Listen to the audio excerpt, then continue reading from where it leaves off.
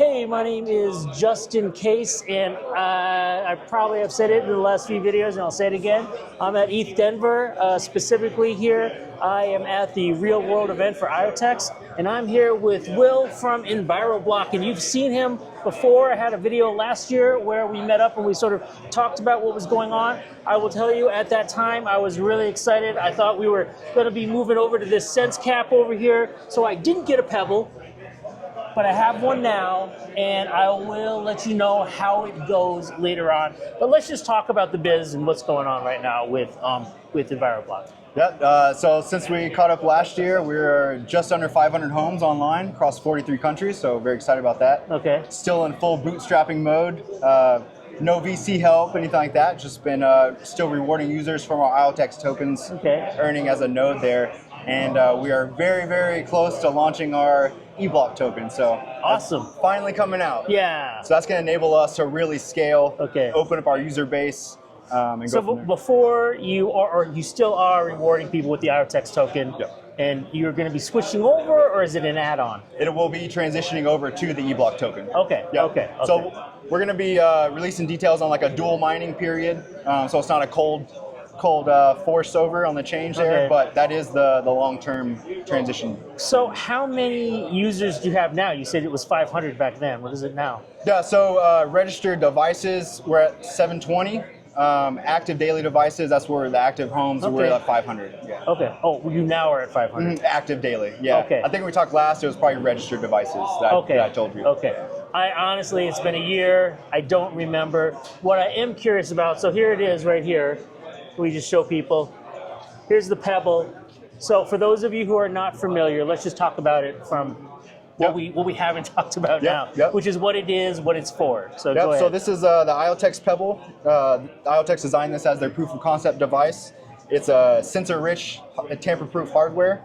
So we're taking the temperature, humidity, air pressure. It's got location data, and we're aggregating that to be able to analyze that and give users insights to like high humidity areas, things that could be problems down the line, costing them in repairs. Okay. So all that said, where should I put it?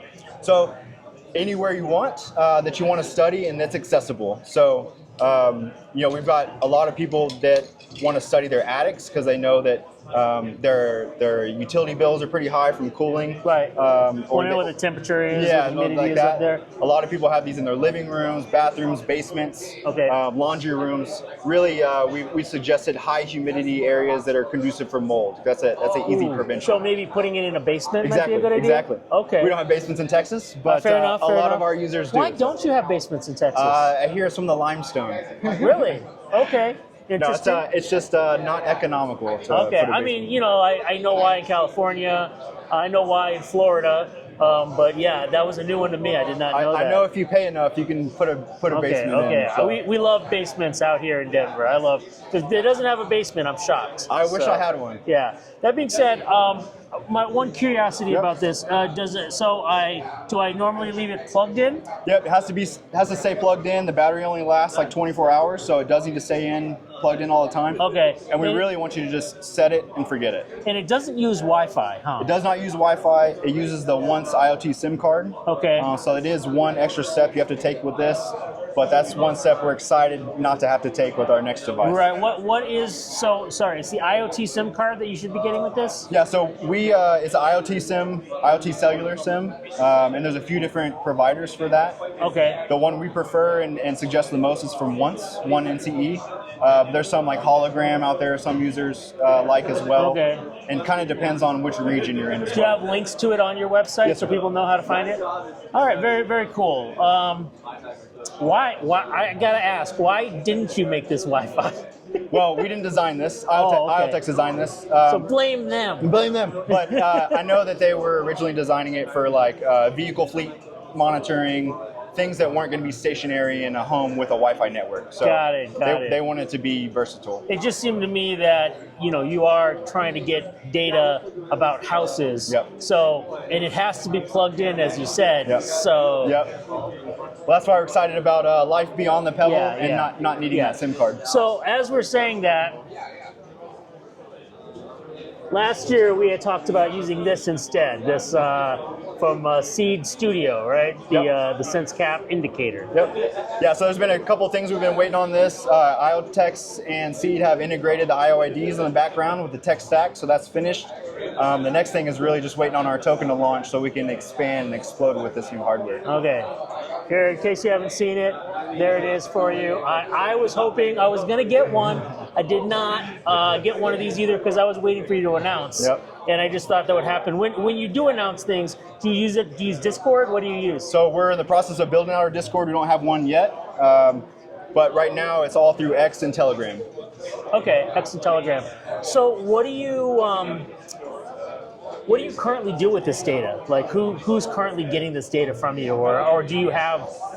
Yeah, no one currently purchasing the data yet. Yeah. We're still in the growth mode. There's so many variables that we're working through with climates, building types, different data sets of where you install the device. So we really need to hit that threshold to be able to sift through all those to make sense of that. Okay. But we really see a lot of vertical potential for like insurance providers being able to offer discounts to their clients if they can prove that they don't have mold issues, they don't have water leaks going on, things like that. Right. You can imagine real estate data and how that can apply and add value if you're comparing two different houses on Zillow or something and one's verified safe and efficient versus the other. And a lot of lead generation opportunities based on your data. If you register like a roof leak, for example, we could suggest reputable home service providers in your area and get a lead generation revenue on that. So, and then obviously AI. So we feel we're uniquely positioned for AI. As it grows and just constantly consumes data, it's always going to need that unique real-time data. Okay. And we feel uniquely positioned to be able to supply that. One thing, going back to the tokenomics. Now I know you're saying maybe Q2, Q3, you'll be switching over to EBLOQ. Is it a one-to-one? Is it like, in other words, are you going to be giving the same amount of EBLOQ as it was IOTEX now? We will announce that very soon. Okay. Can't tell me. And that's okay, but it does sound like, because you have, how many registered? It's somewhere around 500, 700, something like that? Daily. Active daily. So it's still early stages. This is a good time to get in on something like this when it's right in the beginning. That's at least how I feel about most of the projects that I do. If someone gets one, or they decide to get the sense cap, where you're saying could put it in the attic, could put it in the basement, or can we put it in both? Yeah, so the sense cap is going to be probably better positioned in like a living room space, basement space, something like that. You don't want to put that in your attic or outside, anything like that. That'd be more geared toward. But I just want to be clear, you could have multiple ones in a house. For sure, yep. And we reward per device. Yep. Okay. And how do you know where it is in the house? Like, is there something that... Part of your onboarding is taking a photo of where you have it installed. Okay. So we're assuming that you didn't move it after you installed it. We are taking that assumption. But through the geolocation, we can at least tell it's at the same house. Okay. Do you have an app that's connected to, or a website, or how do you go and you check things off? Yep. So we pull our data down from WebStream. So the device sends the data directly to WebStream. We pull that down to our local environment for analysis. In the process of building our web app, we're going to start with the web app first. And then that will really be the great interface for the user to be able to see their data for the first time. Okay, okay, good to know. Because in the future, I obviously, people move things, like you said, so it'd be good to have something where you could be like, yeah, I'm relabeling this to basement. Exactly. And we do have people, it's largely been on them to tell us, of like, hey, I'm moving this to the attic, or I'm moving this to my parents' house, or whatever. I'm moving entirely. But we've been dependent on them to tell us up to this point. Does it have GPS positioning or something? Yeah. Okay, so it's got a little GPS you can track if it's been moved to another house then. Right. Fair enough. I mean, certainly if you saw like the humidity levels change from like 15 to 55, something happened. So that's what I was going to say. Yeah. The other thing is the data will tell us if something happened too. So and as we build in triggers, that will alert us and you if something seems off. But that's another check that we can put in. Awesome. Well, hey, thank you for taking time out to be interviewed. I will put a link to where you can get the Pebble in the description below, and I hope you all have a great day.